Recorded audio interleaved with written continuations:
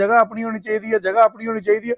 ਹੁਣ ਤਾਂ ਮੈਂ ਨਾਲੇ ਕਹਾਂਗਾ ਕਿ ਬੁੱਢੀ ਵੀ ਆਪਣੀ ਹੋਣੀ ਚਾਹੀਦੀ ਹੈ, ਇਸ ਕੰਮ ਤੋਂ ਵੀ ਮੁੜ ਛੋਟੀ ਜੀ ਉਮਰ ਦੀ ਕੁੜੀ ਜਿਹਦਾ ਹਨੀ ਟ੍ਰੈਪ ਆ ਗਿਆ ਔਰ ਕਿ ਮੇਰੀ ਜਿਹੜੀ ਆ ਇੱਜ਼ਤ ਆ ਉਹ ਲੁੱਟ ਲੇਗੀ। ਇਹਦੀ ਇੱਜ਼ਤ ਇਹ ਤੋਂ ਪਹਿਲੇ ਤਾਰ-ਤਾਰ ਹੋ ਚੁੱਕੀ ਸੀ।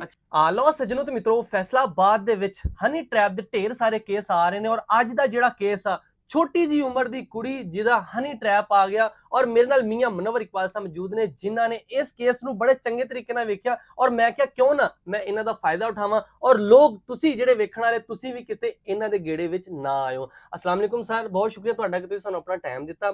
ਇਹ ਜਿਹੜਾ ਹਨੀ ਟ੍ਰੈਪ ਆ, ਛੋਟੀ ਜੀ ਕੁੜੀ ਆ ਜਿਹੜੀ 16-17 ਸਾਲ ਦੀ ਕਿਹਾ ਜਾਂਦਾ ਕੁੜੀ ਆ, ਇਹ ਕਿੱਦਾਂ ਸਾਰੀ ਸਟੋਰੀ ਬਣੀ, ਕਿੱਦਾਂ ਇਹਨਾਂ ਨੇ ਮੁੰਡੇ ਘੇਰੇ ਤੇ ਕਿੱਦਾਂ ਇਹ ਕੁੜੀਆਂ ਨੂੰ ਘੇਰਦੀ ਆ, ਮੁੰਡਿਆਂ ਨੂੰ ਘੇਰਦੀ ਆ ਜਾਂ ਕੁੜੀਆਂ ਨੂੰ ਘੇਰ ਕੇ ਲਿਆਂਦੀ ਆ ਤੇ ਅੱਗੋਂ ਫਿਰ ਪੈਸਿਆਂ ਦੀ ਗੇਮ ਪਾ ਦਿੰਦੇ ਆ। ਅੱਛਾ ਮੌਸਮ, ਪਹਿਲੇ ਤਾਂ ਮੈਂ ਦੋ ਗੱਲਾਂ ਦੇ ਨਾਲ ਇਖਤਲਾਫ ਕਰਾਂਗਾ ਕਿ ਮੈਂ ਫਾਇਦਾ ਕੋਈ ਨਹੀਂ ਚੱਕਣ ਦੇਣਾ। ਉਹ ਫਾਇਦਾ ਉਹੀ ਚੱਕਦੀ ਸੀ ਜਿਹੜੀ ਚੱਕਦੀ ਸੀ, ਠੀਕ ਹੈ। ਤੂੰ ਉਹ ਫਾਇਦਾ ਕਿਤੇ ਮੇਰੇ ਕੋਲ ਨਾ ਚੱਕ ਲਈ ਕਿਤੇ ਨਵਾਂ ਕੱਟਾ ਖੁੱਲਾ ਹੋਵੇ।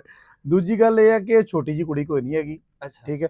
ਇਹ ਤਾਂ ਕਹਿੰਦੀ ਹੈ ਨਾ ਕਿ FIR ਦੇ ਜੋ ਦਿਖਦੀ ਹੈ ਕਿ ਮੇਰੀ ਜਿਹੜੀ ਆ ਇੱਜ਼ਤ ਆ ਉਹ ਲੁੱਟ ਲੇਗੀ। ਇਹਦੀ ਇੱਜ਼ਤ ਇਹ ਤੋਂ ਪਹਿਲੇ ਤਾਰ-ਤਾਰ ਹੋ ਚੁੱਕੀ ਸੀ। ਇਹ ਜਨਾਬੇ ਲਈ ਕਰਦੀ ਕੀ ਸੀ, ਇਹਨੇ ਪਹਿਲੇ 9 ਤਰੀਕ ਨੂੰ ਇੱਕ ਮੁਕੱਦਮਾ ਦਰਜ ਕਰਵਾਇਆ ਥਾਣਾ ਸਦਰ ਦੇ ਵਿੱਚ। ਉੱਥੇ ਇਹਨੇ ਮੌਕਫ ਇਖਤਿਆਰ ਕੀਤਾ ਕਿ ਕਾਮਰਾਨ ਨਾਮੀ ਇੱਕ ਬੰਦਾ ਵਾ, ਉਹਨੇ ਜਨਾਬੇ ਲਈ ਕੋਈ ਝੜੀ ਗੁੱਲਾ ਕੀਤਾ, ਇਹਦੇ ਨਾਲ ਕੋਈ ਇਦਾਂ ਦੇ ਮਾਮਲਾਤ ਕੀਤੇ ਆ ਤੇ ਮਾਮਲਾਤ ਕਰਕੇ ਤੇ ਮੈਨੂੰ ਨਾ ਸੁੱਟ ਕੇ ਚਲਾ ਗਿਆ। ਖੈਰ ਜੀ, ਪੁਲਿਸ ਨੇ ਮੁਕੱਦਮਾ ਦਰਜ ਕਰ ਲਿਆ, ਤਫਤੀਸ਼ ਸ਼ੁਰੂ ਕਰ ਲਈ।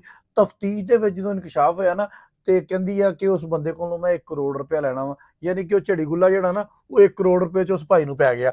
ਉਹ ਕਿਉਂਕਿ ਇਹ ਹੁਰੀਆ ਨਾਮੀ ਇਸ ਲੜਕੀ ਦਾ ਨਾਮ ਆ, ਇਹਦਾ ਨੰਬਰ ਨਾ ਉਸ ਸਬ ਇੰਸਪੈਕਟਰ ਮਾਰੀਆ ਦੇ ਕੋਲ ਹੁੰਦਾ ਵਾ, ਉਹ ਇਹਦੀ ਤਫਤੀਸ਼ ਕਰ ਰਹੀ ਹੁੰਦੀ ਆ। ਇਹਦਾ ਵੀ ਫਾਇਦਾ ਚੱਕਦੀ ਆ। ਮਤਲਬ ਤੁਸੀਂ ਚੈੱਕ ਕਰਨਾ ਕਿ ਤੁਸੀਂ ਛੋਟੀ ਜਿਹੀ ਕਹਿ ਰਹੇ ਸੀ ਨਾ ਕਿ ਇਹਦਾ ਜ਼ਿਹਨ ਚੈੱਕ ਕਰਨਾ ਕਿੱਡੀ ਸ਼ਾਤਰ ਹੈਗੀ ਆ, ਇਸ ਨੰਬਰ ਹੋਣ ਦਾ ਵੀ ਫਾਇਦਾ ਚੱਕਦੀ ਆ। ਇਹ ਜਨਾਬੇ ਵਾਲੀ 20,000 ਰੁਪਏ ਤੇ 4 ਜਿਹੜੇ ਆ ਨਾ ਮੁੰਡੇ ਉਹਨਾਂ ਦੇ ਨਾਲ ਰਾਤ ਤੇ ਚਲ ਜਾਂਦੀ ਨਾਈਟ ਤੇ, ਠੀਕ ਹੈ। ਪਤਾ ਨਹੀਂ ਤੂੰ ਆਪਣੀ ਜ਼ਿੰਦਗੀ ਚ ਮੰਗਾਈਆਂ ਕਿ ਨਹੀਂ ਮੰਗਾਈਆਂ, ਲੇਕਿਨ ਰਾਤ ਤੇ ਨਾ ਕੁੜੀਆਂ ਜਿਹੜੀਆਂ ਨਾ ਅਕਸਰ ਆਉ ਜਾਂਦੀਆਂ ਵਾ, ਠੀਕ ਹੈ। ਮੈਂ ਤਾਂ ਅਕਸਰ ਹੁਣ ਪਹਿਲੇ ਲੋਕਾਂ ਨੂੰ ਇਹ ਪਿੱਟਦਾ ਰਿਹਾ ਕਿ ਜਗ੍ਹਾ ਆਪਣੀ ਹੋਣੀ ਚਾਹੀਦੀ ਹੈ, ਜਗ੍ਹਾ ਆਪਣੀ ਹੋਣੀ ਚਾਹੀਦੀ ਹੈ। ਹੁਣ ਤਾਂ ਮੈਂ ਨਾਲੇ ਕਹਾਂਗਾ ਕਿ ਬੁੱਢੀ ਵੀ ਆਪਣੀ ਹੋਣੀ ਚਾਹੀਦੀ ਹੈ, ਇਸ ਕੰਮ ਤੋਂ ਵੀ ਮੁੜ ਜਾਓ, ਬੁੱਢੀ ਵੀ ਆਪਣੀ ਰੱਖੋ, ਜਗ੍ਹਾ ਵੀ ਆਪਣੀ ਰੱਖੋ ਤਾਂ ਕਿ ਇਹਨਾਂ ਸਿਆਪਿਆਂ ਤੋਂ ਬਚ ਜਾਓ। ਖੈਰ ਜੀ, ਰੌਲਾ ਇਹ ਬਣ ਗਿਆ ਕਿ 4 ਮੁੰਡਿਆਂ ਨੇ 5-5 ਹਜ਼ਾਰ ਰੁਪਇਆ ਦੇ ਕੇ ਨਾ ਇਸ ਕੁੜੀ ਨੂੰ ਰਾਤ ਤੇ ਲੈਣ ਦਾ, ਤੇ ਮੁੰਡੇ ਹੋ ਗਏ 10। ਅਕਸਰ ਹੋ ਜਾਂਦਾ ਵਾਦਾ ਘਾਟਾ ਇਦਾਂ ਦਾ ਨਾ। ਉਹਨਾਂ ਨੇ ਕਿਹਾ ਸਾਡਾ ਵੀ 1000 ਪਵਾ ਲਓ ਤੇ ਅਸੀਂ ਵੀ ਮਾੜੀ ਚੰਗੀ ਜਿਹੜੀ ਕੋਈ ਆਈਟਮ ਕਰਨੀ ਹੈ ਕਰ ਲਈਏ। ਉਹ ਕਰ ਕਰਾ ਕੇ ਨਾ ਫਿਰ ਪੈਸਿਆਂ ਦੇ ਲੈਣ ਦੇਣ ਤੋਂ ਰੌਲਾ ਪੈ ਗਿਆ, ਕਿਉਂਕਿ ਐਸ ਜਿਹੜੀ ਛੋਟੀ ਜਿਹੀ ਬੱਚੀ ਤੁਸੀਂ ਕਹਿ ਰਹੇ ਹੋ, ਮਾਸੂਮ ਜਿਹਨੂੰ ਕਹਿ ਰਹੇ ਹੋ, ਇਸ ਬੱਚੀ ਕੋਲ ਉਹ ਸਬ ਇੰਸਪੈਕਟਰ ਦਾ ਮਾਰੀਆ ਦਾ ਨੰਬਰ ਸੀਗਾ। ਇਹ ਉਹਨੂੰ ਫੌਰੀ ਤੌਰ ਤੇ ਕਾਲ ਕਰਦੀ ਆ ਕਿ ਮੇਰੀ ਇੱਜ਼ਤ ਲੁੱਟ ਗਈ, ਮੈਂ ਮਰ ਗਈ, ਮੈਂ ਜਿੱਦਾਂ ਉਹ ਕਰਦੀਆਂ ਹੁੰਦੀਆਂ, ਯਾਨੀ ਕਿ ਉਹ ਪ੍ਰੋਫੈਸ਼ਨਲ ਆ ਨਾ। ਉਸ ਤੋਂ ਪਹਿਲੇ ਉਹਨੇ 15 ਤੇ ਵੀ ਕਾਲ ਕੀਤੀ, 15 ਵਾਲੇ ਵੀ ਜਿਹੜੇ ਸੀਗੇ ਉਹ ਵੀ ਐਕਟਿਵ ਹੋ ਗਏ। ਜਦੋਂ ਮਾਰੀਆ ਸਬ ਇੰਸਪੈਕਟਰ ਨੂੰ ਪਤਾ ਲੱਗਾ ਨਾ ਕਿ ਜ਼ਾਹਰੀ ਬਾਤ ਹੈ ਇੱਕ ਖਾਤੂਨ ਆ, ਖਾਤੂਨ ਹੋਣ ਦੇ ਨਾਤੇ ਉਹਨੇ ਕਿਹਾ ਕਿ ਜ਼ਿਆਦਤੀ ਹੈ ਯਾਰ।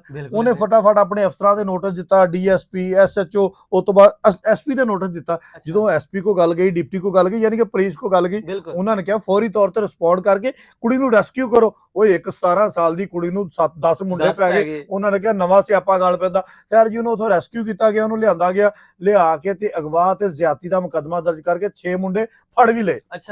ਤੇ ਜਦੋਂ ਤਫਤੀਸ਼ ਕੀਤੀ ਮਾਰੀਆਂ ਨੇ, ਉਹ ਸਿਆਣੀ ਕੁੜੀ ਆ, ਉਹਨੇ ਜਦੋਂ ਤਫਤੀਸ਼ ਕੀਤੀ ਤੇ ਫਿਰ ਦੁੱਧ ਦਾ ਦੁੱਧ ਹੁਣ ਉਹ ਦੁੱਧ ਨਾ ਸਮਝ ਲਿਓ ਤੁਸੀਂ ਹਮੇਸ਼ਾ, ਠੀਕ ਹੈ। ਦੁੱਧ ਦਾ ਦੁੱਧ ਤੇ ਪਾਣੀ ਦਾ ਪਾਣੀ ਪਈ ਹੋ ਗਿਆ।